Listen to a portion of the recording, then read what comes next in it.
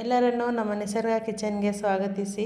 ಇವತ್ತು ಹಸಿ ಬದನೆಕಾಯಿ ಜ್ಯೂಸನ್ನು ಮಾಡಿ ನೋಡೋಣ. ಅದಕ್ಕೆ ನಾನು 100 ಗ್ರಾಮಷ್ಟು ಬದನೆಕಾಯಿ ತೆಗೆದಿಟ್ಟಿದ್ದೀನಿ. ನಾನು ಹಾಕಿರೋವಂಥ ಎಲ್ಲ ತರಕಾರಿ ಹಾಕಬೇಕಂತೇನಿಲ್ಲ. 100 ಗ್ರಾಮ್ ಬದನೆಕಾಯಿ ಮತ್ತು 100 ಗ್ರಾಮ್ ಕುಕುಂಬರ್ನ ಹಾಕಿ ಮಾಡ್ಬೋದು. ನಾನು ತೊಗೊಂಡಿರೋದು 100 ಗ್ರಾಮ್ ಬದನೆಕಾಯಿ, 20 ಗ್ರಾಮ್ ಕೋಸು, 20 ಗ್ರಾಮ್ ಕ್ಯಾರೆಟ್ ಮತ್ತು 20 ಗ್ರಾಮು ಬೀನ್ಸ್ ತೊಗೊಂಡಿದ್ದೀನಿ. ಮತ್ತು ಬೂದುಗುಂಬಳಕಾಯಿ 20 ಗ್ರಾಮಷ್ಟು ತೊಗೊಂಡಿದ್ದೀನಿ.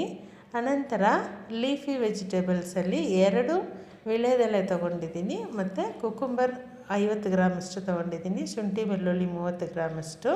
ಬದನೆಕಾಯಿ ಮಾತ್ರ 100 ಗ್ರಾಮಷ್ಟು ತೆಗೆದಿದ್ದೀನಿ.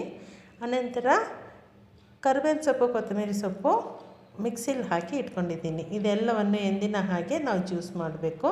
ನೋಡಿ, ಈಗ ಕರಿಬೇವಿನ ಸೊಪ್ಪು, ಕೊತ್ತಂಬರಿ ಸೊಪ್ಪು ಮಿಕ್ಸಿಲಿದೆ. ಇದೆಲ್ಲವನ್ನು ಹಾಕಿ ರುಬ್ಬಿ ತಗೊಳ್ಳೋಣ.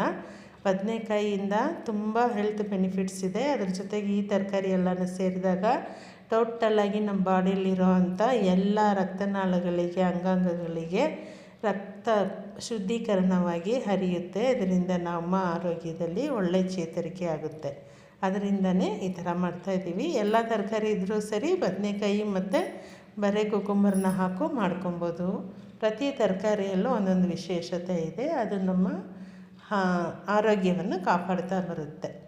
ಈಗ ಈ ರುಬ್ಬಿರೋಂಥ ತರಕಾರಿನ 125 ಗ್ರಾಮಷ್ಟು ತೊಗೊಂಡು ನಿಂಬೆ ರಸವನ್ನು ಒಂದು 5ರಿಂದ 6 ತೊಟ್ಟು ಬೆರೆಸಿ, ಇದಕ್ಕೆ ಮತ್ತೆ 125 ಗ್ರಾಮಷ್ಟು ಮಜ್ಜಿಗೆನ ಬೆರೆಸಿ, ಬೆಳಗ್ಗೆ ತಿಂಡಿಗಿನ್ನ ಮುಂಚೆ 250 ಗ್ರಾಮ್ ಜ್ಯೂಸು, ಊಟಕ್ಕಿಂತ ಮುಂಚೆ 250 ಗ್ರಾಮ್ ಜ್ಯೂಸನ್ನು ಕುಡಿತಾ ಬಂದ್ವಿ ಅಂದರೆ ನಮ್ಮ ದೇಹ ತುಂಬ ಹಗುರವಾಗಿ ಲವಲವಿಕೆಯಿಂದ ಇರೋದ್ರ ಜೊತೆಗೆ ಗೊತ್ತಿಲ್ಲದಂಗೆ ಅನೇಕ ಕಾಯಿಲೆಗಳು ನಮ್ಮ ಬಾಡಿ ಒಳಗಿರುತ್ತೆ. ಅದು ಎಲ್ಲನೂ ವಾಸಿಯಾಗಿ ನಾವು ದಿನನಿತ್ಯ ಆರೋಗ್ಯವಾಗಿ ಬಾಳಬಹುದು.